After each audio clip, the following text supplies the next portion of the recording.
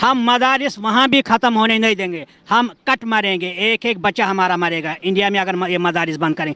पूरी दुनिया के अंदर मदारिस इंशाल्लाह, मदारिसों का बोलबाला होगा, हर घर में आलिम हाफिज दीनदार ईमानदार निकलेगा इंशाल्लाह।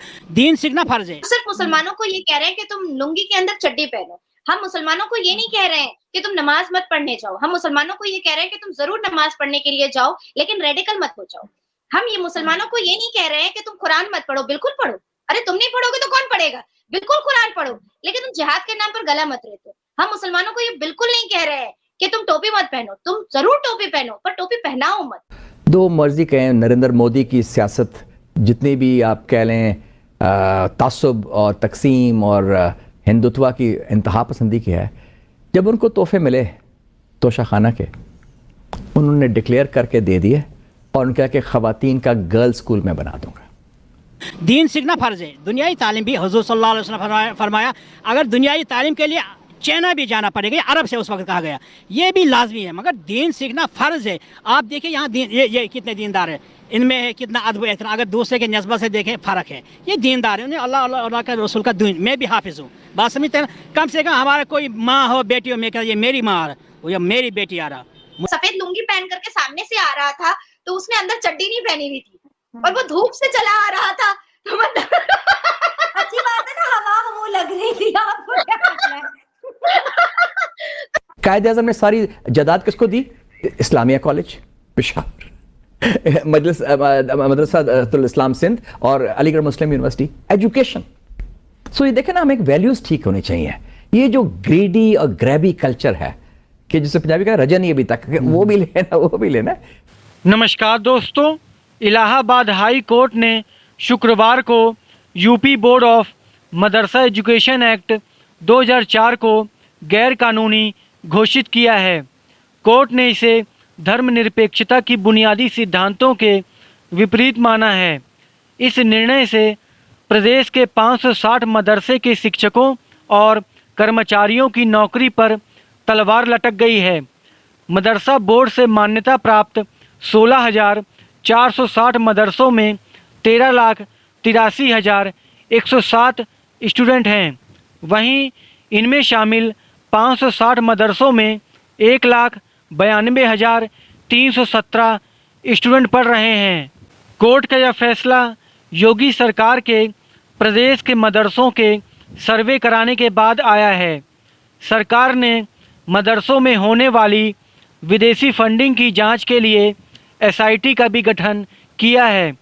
अब हाई कोर्ट के इस फैसले के बाद प्रदेश में कई मदरसों और उनके अस्तित्व पर भी संकट आ गया है। एक अलामत का भाई, किसी की माँ मेरी माँ है, दीनदार लोग, ये दीन न्यामत है, दीन न्यामत है, दीन न्यामत है।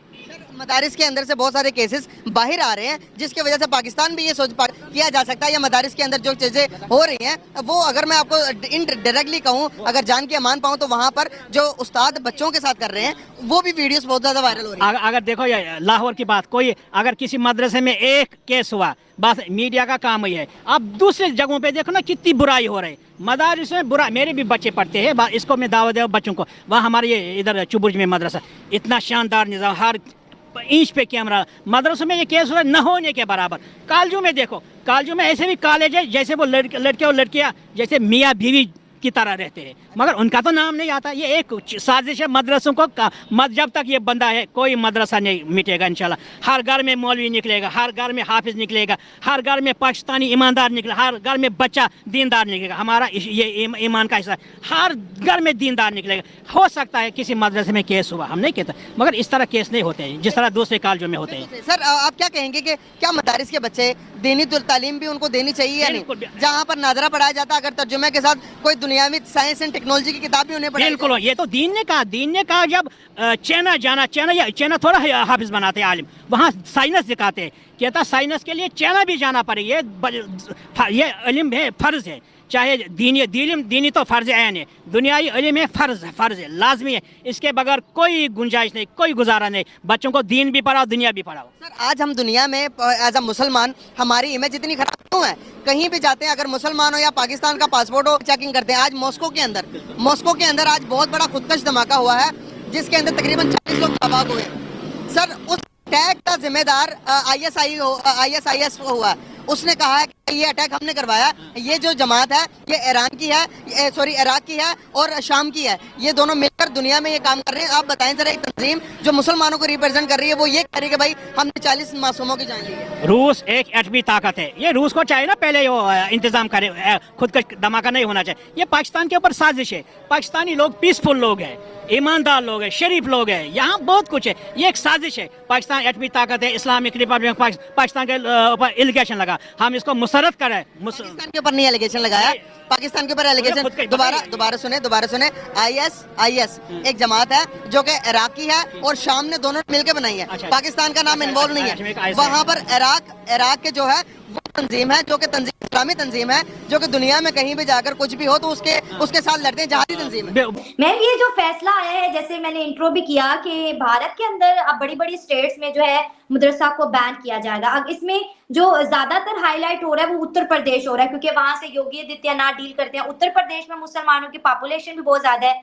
जो फिगर इस वक्त मेरे सामने आ रहा है वहां पर जी अगर बात करें टोटल 16,513 जो है मदरसे हैं, जिसमें 560 को गवर्नमेंट फंडिंग करती है और 8,400 जो है अनरिकॉग्नाइज्ड मदरसाज हैं। अब ये इतना बड़ा जो चेंज है एकदम इलेक्शन से पहले, इसके ऊपर आपकी राय जानेंगे कि ये कैसा फैसला है और ये क्यों लिया गया? देश की तरक्की का फैसला है शैला। अच्छा, इलाहाबाद, पहले मैं आपको डिटेल्स दे देती हूँ। इलाहाबाद हाई कोर्ट ने कहा है कि मदरसा act, because my country is not an Islamic country ना, my country is a constitutional country. आपका जो देश है वो इस्लामिक देश है, मेरा देश जो है, मेरा देश इस्लामिक नहीं है, मेरा देश संवैधानिक देश है। ठीक है, आपके देश में अगर मदरसा बंद करवाया जाता है तो ये बहुत बड़ी बात है कि भाई इस्लामिक देश में मदरसा कैसे बंद हो जाएगा। पर हमारे संवैधानिक देश में अगर मदरसा है और मदरसा एक्ट है तो वो क्यों है? उसके तो रहने की कोई वजह ही नहीं है ना। तो 2004 से ही ये मदरसा एजुकेशन एक्ट यूपी में चल रहा था। यूपी बोर्ड की, उत्तर प्रदेश बोर्ड ऑफ मदरसा एजुकेशन एक्ट 2004 से चल रहा था, जिसको अनकॉन्स्टिट्यूशनल करार दिया गया है। और ये किसी पॉलिटिकल पार्टी ने नहीं दिया है, किसी एक स्पेसिफिक सियासतदान ने नहीं दिया है, या योगी आदित्यनाथ जी ने नहीं दिया है, ये इलाहाबाद हाई कोर्ट ने दिया है। और हमारे यहाँ, हमारे भारत में कोर्ट एक अलग बॉडी है, ईडी, सीबीआई, पुलिस, ये सारी चीजें एक अलग अलग बॉडी है। इनकम टैक्स डिपार्टमेंट एक अलग बॉडी है। ये कोई एक दूसरे से जुड़ा हुआ नहीं है, बिल्कुल भी नहीं। अगर मान लीजिए कि कोई व्यक्ति मर्डर कर रहा है तो वो पुलिस काम करेगी, कोई व्यक्ति जनता का पैसा मार कर बैठा है तो वो ईडी काम करेगी, कोई व्यक्ति, किसी व्यक्ति ने कुछ बुरा किया है तो स्कैम किया है, कोई घपला किया है, फ्रॉड किया है तो वो सीबीआई काम करेगा। तो हर एक का अपना अलग अलग इंडिविजुअल वर्क है जो अपना अपना कर रहे हैं। इसमें इसको जोड़ने की जरूरत नहीं है कि योगी आदित्यनाथ जी ने बंद करवा दिया। नहीं, उन्होंने नहीं बंद करवाया है। कई जमाने से ये केस चल रहा था और इस केस का रिपार्केशन जो है, इस केस का जजमेंट जो है वो अब आया। अब इसी पर आप देखिए ना, अब क्या भारत को दोबारा बुरहान चाहिए? नहीं चाहिए। भारत को दोबारा अफजल गुरु चाहिए? नहीं चाहिए। भारत को पार्लियामेंट पे अटैक करने वाला मुसलमान तो नहीं चाहिए। अब भारत को याकूब मेमन चाहिए क्या दोबारा? नहीं चाहिए। अब भारत को मतलब ऐसे लोग चाहिए जो रेडिकलाइज हो? नहीं चाहिए, हमें नहीं चाहिए भाई, हम सुकून से रहना चाहते हैं। मैं आपको याद दिलाती चलूं कि जब 2019 में जब आर्टिकल 370 हटने वाला था तो उसको हटाने से पहले उन सारे रेडिकलाइज मुसलमान धर्म गुरुओं को अरेस्ट करना पड़ा था, जो बच्चों के हाथ में पैसे का एनवेलप दे करके पत्थर देते थे, जो बच्चों को पत्थरबाज बनाते थे, जो बच्चों से बम फेंकवाते थे, जो बच्चों से आतंक मचवाते थे। आज देखिए वही कश्मीर, उन्हीं बच्चों के हाथ में तिरंगा झंडा पाया जाता है। आज भी तो वही कश्मीर है। Shala, I am not a political person and I don't want to be a political person. I am a mother, I am a woman, I am a well qualified, educated woman. I am such a very renowned and vocal voice in entire world.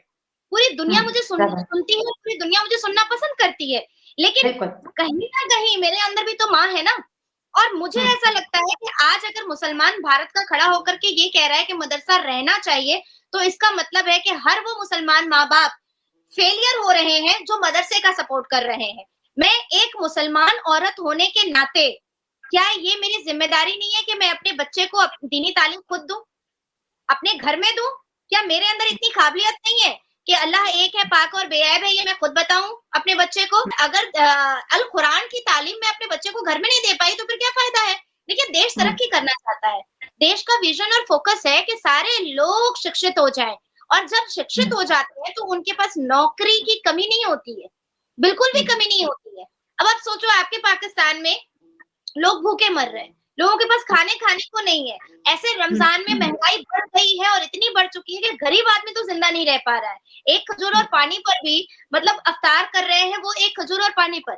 काफी लोगों से पता चलता रहता है, काफी news में पता चलता रहता है कि महंगाई, इन्फ्लेशन जो है वो आपके पाकिस्तान में, आपके देश में आसमान को छू रही है, आग लग चुका है बाजार में। हम मुट्ठियों में अगर लेकर जाते हैं पैसा तो हम बक्से में लेकर आते हैं फल, और आप बक्से में फल पैसा लेकर जा रहे हैं और मुट्ठियों में फल लेकर आ रहे हैं। बिल्कुल फैक्ट है ना। नज़ीर जी, यहाँ पे एक बात है, आपने कहा कि भारत एक सेकुलर कंट्री है और मदरसा नहीं चलेगा, तो फिर यहाँ पर सवाल तो ये भी पैदा होता है ना कि भारत के अंदर गुरुकुल स्कूल भी हैं जो स्पेसिफिकली सनातन धर्म की एजुकेशन देती है, भारत के अंदर जो है मॉडर्न स्कूल भी है, तो मदरसा अगर नहीं चलेगा तो फिर गुरुकुल के बारे में भी कोई कानून आएगा कि गुरुकुल भी नहीं चलेंगे? नहीं, गुरुकुल में ऐसा है कि एकेडमिक क्वालिफिकेशन दिलाई जाती है, और मैं आपको फिर से याद दिला दूं शैला कि हमारे भारत के प्रधानमंत्री ने अपनी स्पीच के द्वारा कहा था कि जितने भी मुसलमान हैं वो अपने एक हाथ में कुरान और दूसरे हाथ में कंप्यूटर ले लें। हम ये कभी नहीं कह रहे हैं, हम मुसलमानों को ये नहीं कह रहे हैं कि तुम लुंगी मत पहनो, हम सिर्फ मुसलमानों को ये कह रहे हैं कि तुम लुंगी के अंदर चड्डी पहनो। हम मुसलमानों को ये नहीं कह रहे हैं कि तुम नमाज मत पढ़ने जाओ, हम मुसलमानों को ये कह रहे हैं कि तुम जरूर नमाज पढ़ने के लिए जाओ लेकिन रेडिकल मत हो जाओ। हम ये मुसलमानों को ये नहीं कह रहे हैं कि तुम कुरान मत पढ़ो, बिल्कुल पढ़ो, अरे तुम नहीं पढ़ोगे तो कौन पढ़ेगा, बिल्कुल कुरान पढ़ो, लेकिन तुम जिहाद के नाम पर गला मत रेतो। हम मुसलमानों को ये बिल्कुल नहीं कह रहे हैं कि तुम टोपी मत पहनो, तुम जरूर टोपी पहनो पर टोपी पहनाओ मत। हम मुसलमानों को जरूर ये बिल्कुल नहीं कह रहे हैं कि तुम बच्चे ज्यादा मत पैदा करो, बच्चे जरूर पैदा करो, अरे अरे अगर हिम्मत है तुम्हारी बीवी में तो तुम 50 बच्चे पैदा करो, लेकिन उन बच्चों को पैदा करके होगा क्या जो पंचर की दुकान में काम करेंगे, जिनकी सेहत तुम अच्छी नहीं रख सकते हो, जिनको तुम शिक्षित नहीं कर सकते हो, तुम जिसका मुस्तकबिल और फ्यूचर नहीं बना सकते हो, तुम जिसको पढ़ा लिखा करके एक बड़े ओहदे पर नहीं बैठा सकते हो, तो ऐसे 50 बच्चे पैदा करके तुमको क्या करना है? तुमको औरंगजेब की तरह जंगे तो नहीं लड़नी है, तुमको बाबर की तरह किसी को फतह तो नहीं करना है। एक व्यक्ति, एक मुसलमान परिवार या एक हिंदू परिवार या एक सिख परिवार या एक जैन परिवार क्या चाहता है कि हम और हमारे बच्चे और हमारा परिवार खुशी खुशी अपने संसार में रहे, यही चाहता है ना, बिल्कुल यही चाहता है।